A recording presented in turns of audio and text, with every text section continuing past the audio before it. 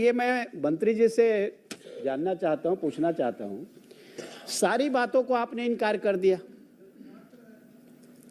प्रश्न उपस्थित नहीं होता, नहीं हुआ है, आप अपना जवाब देख लीजिए। और आखिरी में आपने कहा कि हाँ जांच कराई, तो ये कौन अधिकारी आपका जवाब बनाया? और जो गलत सलत जवाब विधानसभा में दे रहे हैं उसके खिलाफ में आपको कार्रवाई करनी पड़ेगी।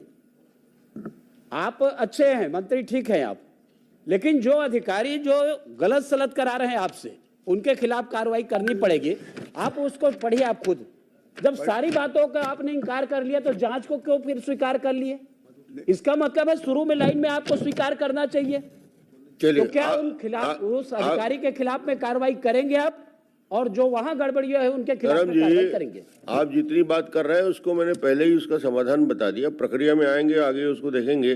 प्रश्न क्रमांक 4 इंद्र कुमार साहू जी। श्री राजेश अग्रवाल मंत्री बनने के पश्चात आज सदन में पटल पर पहली बार उत्तर दे रहे हैं, बहुत बहुत शुभकामना। चलिए प्रश्न करिए।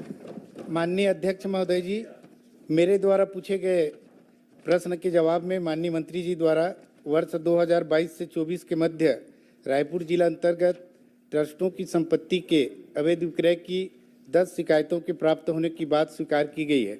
माननीय अध्यक्ष महोदय जी, लोक न्यास की जमीनों को प्रबंधक कलेक्टर होता है, किंतु प्रायः देखा गया है कि ट्रस्ट की जमीनों के रिकॉर्ड के कैफियत खंड के जानबूझकर प्रबंधक कलेक्टर दर्ज नहीं किया जा रहा है, जिससे भूमाफियाओं द्वारा जमीनों को अवैध रूप से बेचना आसान हो जाता है।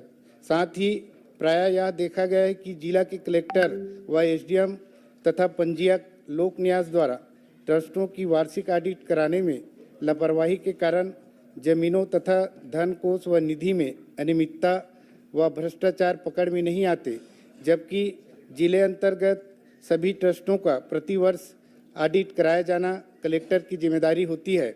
मैं आपके माध्यम से माननीय मंत्री जी से जानना चाहूँगा कि रायपुर जिले के 468 पंजीकृत ट्रस्टों में से किन किन ट्रस्टों का कितने वर्षों से ऑडिट नहीं हुआ है। दूसरा, ऑडिट में अनियमितता व देरी के लिए कौन कौन से अधिकारी व ट्रस्टी जिम्मेदार है। और तीसरा, जिन ट्रस्टों की 3 प्रश्न नहीं होता, एक एक प्रश्न करते जाइए जी, एक एक जवाब देंगे मंत्री जी। चलिए मंत्री जी। धन्यवाद अध्यक्ष महोदय, आप आज मुझे पहली बार उत्तर देने का अवसर मिला है। न्यास के जो एक्ट है 1951 का है महोदय, काफ़ी पुराना है और न्यास की संपत्ति काफ़ी जीर्ण शीर्ण हो गई हैं, मेरे नहीं किया गया है, वास्तविकता है। और जो बिक्री की गई है 10 संपत्ति 10 शिकायतें आई हैं, जिसकी जांच 2 हाईकोर्ट में 2 में हाईकोर्ट से विचार स्थगन है और 8 में पंजीयक जी के यहाँ इसका प्रकरण पंजीबद्ध कर कार्रवाई की जा रही है। जहाँ तक ऑडिट का माननीय सदस्य महोदय ने जानकारी पूछी है, तो चूंकि प्रश्न में ये जानकारी नहीं मांगा गया था, इसके बारे में मैं जानकारी लेकर माननीय सदस्य जी को अवगत करा दूंगा। चलिए, और कोई प्रश्न? माननीय अध्यक्ष महोदय, अध्यक्ष महोदय जी, विलम्ब हुआ है, क्या वहाँ जमीनों व धन कोषों में कोई अनियमितता व भ्रष्टाचार पाया गया है?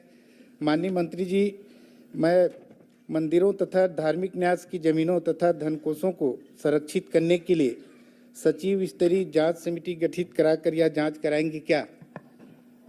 1 माह से लगातार सभी न्यास की जमीनों की पूरे रिकॉर्ड मंगाए जा रहे हैं और उनको सुरक्षित और संरक्षित करने का कार्रवाई चल रही है। ठीक, चलिए प्रश्न क्रमांक 5। अध्यक्ष महोदय, माननीय अध्यक्ष महोदय, इसी में थोड़ा मेरा इसी में जी 4 नंबर में ये मेरे विधानसभा क्षेत्र से संबंधित जवाब आया है, इसलिए माननीय मंत्री जी से आपके माध्यम से पूछिए, आप भी पूछिए।